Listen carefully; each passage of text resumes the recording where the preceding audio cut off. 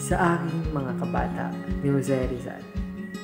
Kapag ka ang bay sadyang umiibig, sa kanyang salitang kaloob ng langit, sanlang kalayaan nasa ring masabi, katulad ng ibong nasa himpapawid.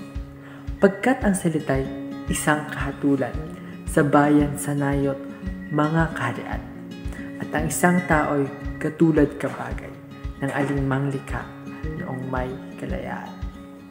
Ang hindi magmahal sa kanyang salita, mahigit sa hayop at malansang isda, kaya ang marapat pagyamaning kusa na tulad sa inang tunay na nagpala.